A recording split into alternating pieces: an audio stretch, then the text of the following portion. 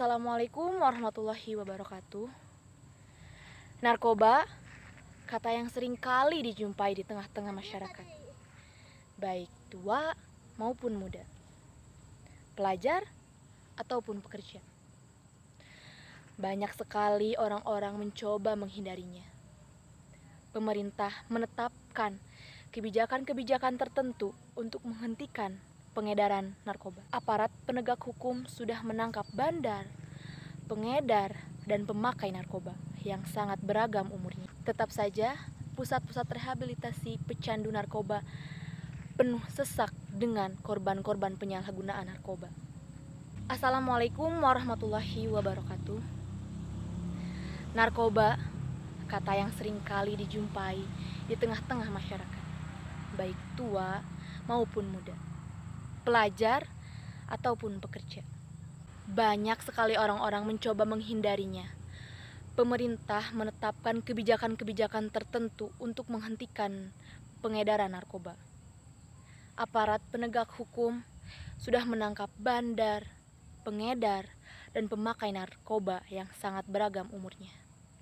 Tetap saja, pusat-pusat rehabilitasi pecandu narkoba penuh sesak dengan korban-korban penyalahgunaan narkoba, terutama para pelajar. Narkoba akan menjadi hantu yang sangat sulit diberantas di kalangan para pelajar. Seperti yang kita tahu, narkoba adalah singkatan dari narkotika, psikotropika, dan obat terlarang. Di Indonesia, narkoba dilarang secara hukum. Larangannya diatur dalam Undang-Undang Nomor 35 Tahun 2019 tentang narkotika. Dalam undang-undang itu menyebutkan bahwa setiap orang yang tanpa hak atau melawan hukum menanam, memelihara, memiliki, menyimpan, menguasai atau menyediakan narkotika dalam bentuk tanaman akan dikenakan hukum pidana.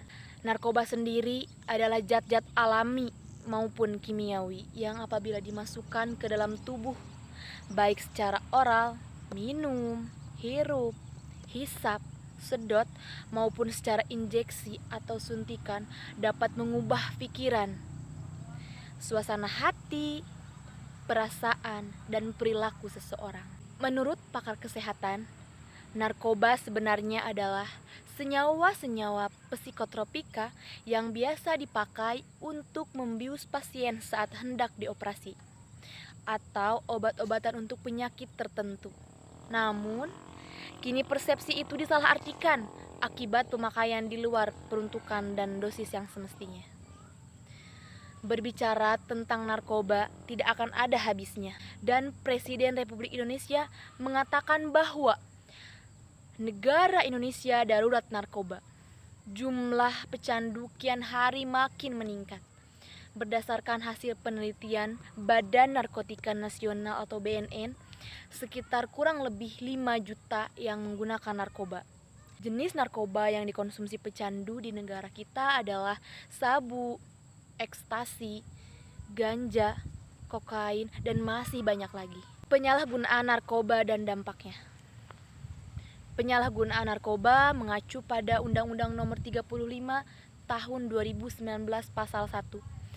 Adalah tindakan yang dilakukan orang-orang berkaitan dengan konsumsi narkoba tanpa hak atau dengan melawan hukum. Dalam pasal 7 dari undang-undang yang sama tertulis bahwa penggunaan narkoba yang legal adalah penggunaan narkoba untuk pelayanan kesehatan atau pengembangan ilmu pengetahuan dan teknologi. Penggunaan narkoba di Indonesia sangat dikontrol karena dampak yang disebabkannya. Dan penggunaan untuk tujuan rekreasi dapat dikatakan melawan undang-undang yang berlaku di Indonesia. Sehingga dapat dikatakan bahwa pengguna seperti itu melawan hukum yang berlaku dan dapat digolongkan sebagai penyalahgunaan. Penyalahgunaan narkoba mempunyai dampak yang sangat luas. Dalam lingkup yang sangat kecil saja, yaitu diri sendiri. Sudah diketahui bahwa narkoba akan menyebabkan berbagai gangguan pada sistem tubuh.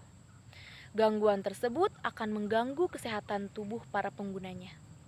Jika Gangguan kesehatan sudah dijumpai pada pelajar SMA yang masih berusia belia dan mempunyai masa depan yang cerah untuk berbakti kepada negara dan menjadi warga negara yang baik. Bagaimana jadinya Indonesia di masa depan? Tentu, negara ini akan dipenuhi dengan orang-orang yang sakit karena menyalahgunakan narkoba. Selain itu, narkoba juga menghancurkan seseorang dari segi ekonomi. Tidak peduli usianya, biayanya untuk membeli narkoba tidaklah murah. Dan ketika seseorang sudah hidup dengan ketergantungan akan narkoba, ia rela melakukan apapun, halal ataupun tidak, untuk mendapatkan uang sehingga dapat membeli narkoba. Adapun solusi atas penyalahgunaan narkoba, maraknya penyalahgunaan narkoba dengan berbagai tingkatan seperti yang telah dibahas sebelumnya, menuntut adanya tindakan konkret yang perlu sesegera mungkin dilakukan.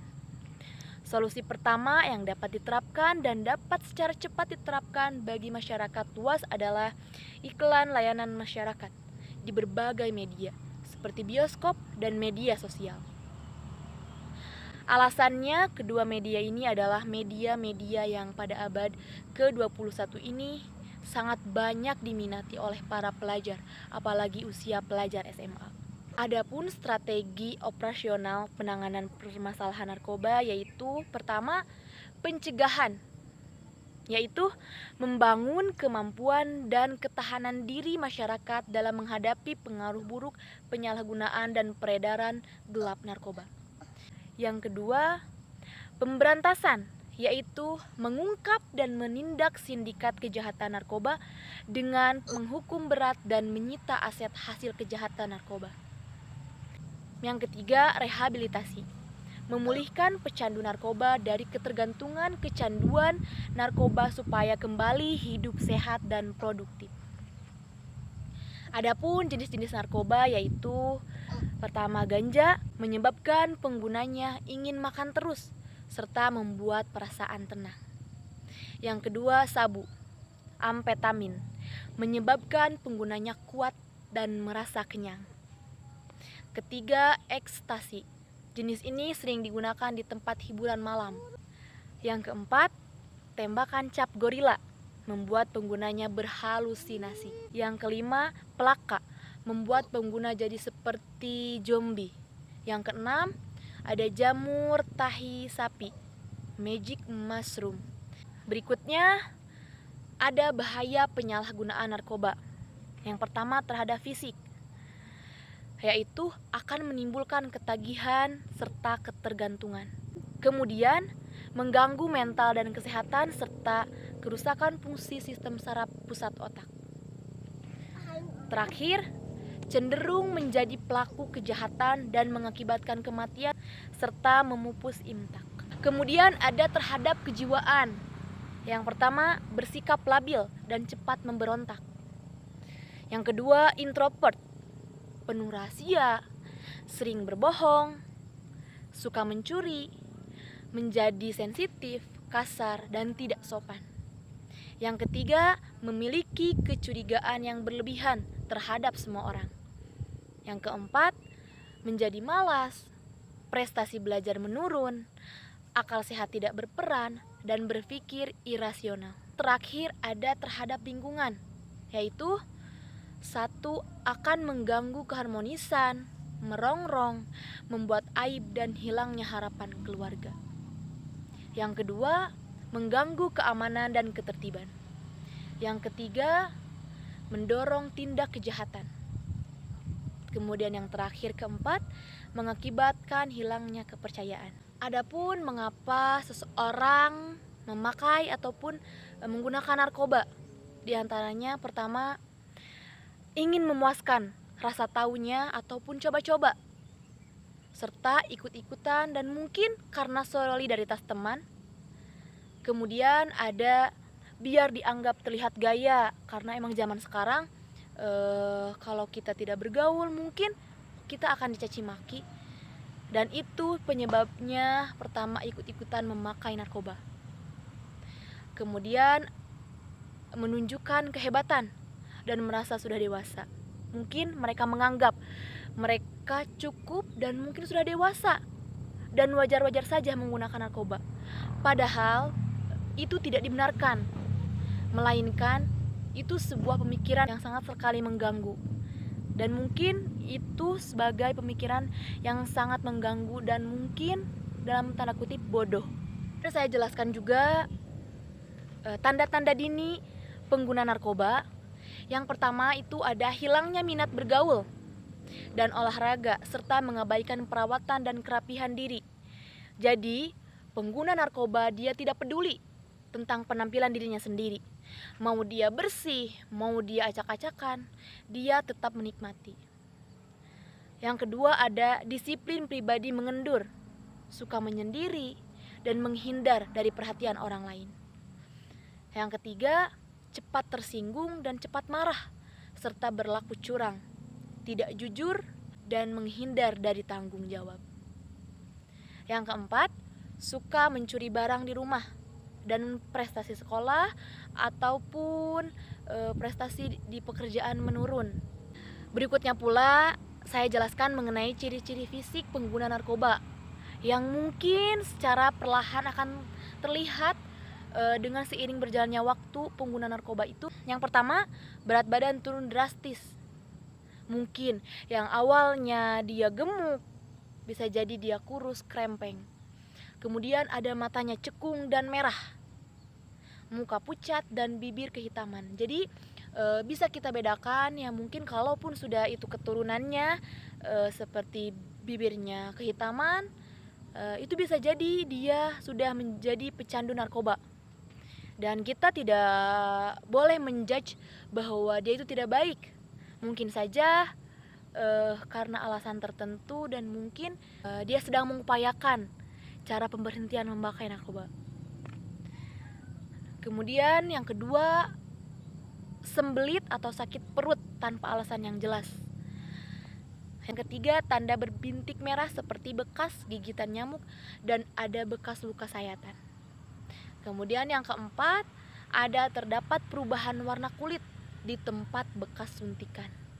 Kalau mungkin dia memakai narkobanya itu dengan menggunakan suntikan. Yang kelima, ada mengeluarkan air mata dan keringat yang berlebihan. Mungkin ketika dia tidak melakukan aktivitas apapun tapi dia mengeluarkan keringat, ya, dan ataupun ketika dia menangis air matanya itu mengeluarkan dengan sangat berlebihan. Kemudian yang keenam, ada kepala sering nyeri, persendian ngilu, banyaknya lendir dari hidung, sukar tidur, dan sering menguap. Ada sanksi-sanksi penyalahgunaan narkoba, diantaranya sanksi hukum terdapat dalam Undang-Undang Narkoba Nomor 35 Tahun 2019. Kemudian ada sanksi sosial dan sanksi moral. Adapun kiat-kiat menghindari penyalahgunaan narkoba, diantaranya yang pertama, kita perlu pererat diri dengan keimanan dan ketakwaan serta berbudi pekerti luhur. Yang kedua, membiasakan diri berpola hidup sehat, seperti kita melakukan olahraga, makan makanan yang bergizi dan sehat. Kemudian yang ketiga, ada menolak bujukan dan belajar dengan sungguh-sungguh. Ketika ada orang mungkin yang tidak dikenal oleh kita, nah kita jangan mudah terpengaruh oleh orang tersebut, baik itu teman maupun orang terdekat kita. Ketika dia membujuknya dalam hal negatif, kita tidak usah mengikutinya, terkecuali orang itu mengajak kita dalam kebaikan. Nah, itu patut kita ikuti. Kemudian yang terakhir, keempat, ada mengisi waktu dengan kegiatan yang bermanfaat dan menghindari tindakan yang tidak bermanfaat. Untuk itu, peran seluruh elemen bangsa dalam penanganan narkoba patut diterapkan. Di antaranya, yang pertama, adanya komitmen diri di mana elemen bangsa bertanggung jawab dan berkomitmen menjaga diri, keluarga, komunitas, dan lingkungan dari penyalahgunaan dan peredaran gelap narkoba. Kemudian yang kedua, adanya regulasi anti narkoba, penerbitan regulasi pencegahan penyalahgunaan dan peredaran gelap. Yang ketiga, konsolidasi kekuatan seluruh elemen pemerintah, swasta, dan masyarakat. Yang keempat, Bersih narkoba mewujudkan lingkungan masyarakat, pemerintahan, tempat kerja, kampus, atau sekolah bersih narkoba. Kemudian yang terakhir, yang kelima, deteksi dini. Penyelenggaraan tes urin secara berkala di lingkungan instansi, organisasi, kampus, sekolah, dan lingkungan masyarakat. Andre Wongso mengatakan, tanpa komitmen yang kuat dan konsisten dalam memperbaiki diri, jangan berharap kehidupan kita hari ini dan besok bisa lebih baik dari hari kemarin. Banyak orang yang gagal karena mereka tidak mampu, melainkan karena mereka tidak memiliki komitmen. Maka dari itu, ayo kita perangi narkoba dengan sebuah komitmen. Terima kasih. Wassalamualaikum warahmatullahi wabarakatuh.